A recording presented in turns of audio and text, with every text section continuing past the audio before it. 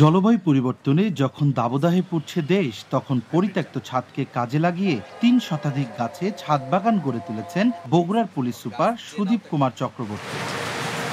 অফিসের ছাদের এই বাগানে লাগানো হয়েছে সুমিষ্ট আপেল ও আঙুর গাছ। এখানে রয়েছে ক্যান্সার প্রতিষেধক গাছ করসল, রয়েছে নাকফল, বারাবা, লোকাট, স্ট্রবেরি, পেয়ারা, অ্যাপ্রিকট, ডকমাই আম, সূর্যডিম আম, মধুপুরি আনারস, জি9 কলা থেকে শুরু করে বিলুপ্ত প্রজাতির গাছ। শুধু ফলজ ও ওষুধই নয়, এখানে করা হয়েছে বিষমুক্ত নিরাপদ সবজি চাষ।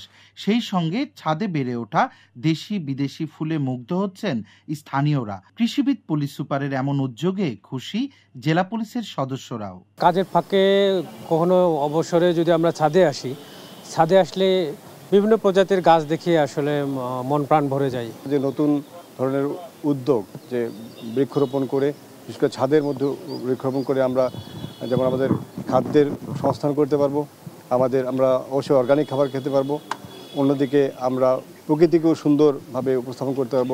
স্যারের মতো অন্যান্য যারা সরকারি কর্মকর্তা রয়েছেন, তারাও তাদের যে অফিস প্রাঙ্গণ রয়েছে সেখানেও তারা বৃক্ষরোপণ করবেন। ছাদ বাগানের এই উদ্যোক্তা বলছেন, ছাদ বাগানের ধারণাটি সারা দেশে ছড়িয়ে দেয়া গেলে কৃষিতে যেমন আসবে বিপ্লব, তেমনি বিলুপ্তির হাত থেকে বাঁচবে বহু গাছ।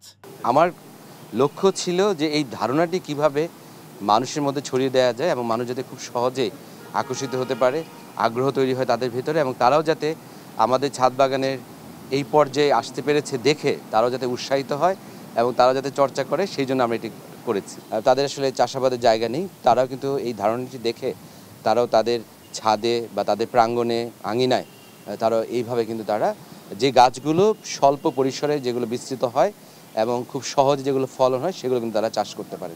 জলবায়ুর নেতিবাচক প্রভাব মোকাবেলায় এসব ছাদ বাগান ইতিবাচক ভূমিকা রাখতে পারে বলে বলছেন এই বৃক্ষপ্রেমী পুলিশ সুপার। তারা এই ছাদ বাগান। সঞ্জু রায়, দেশ টিভি, বগুড়া।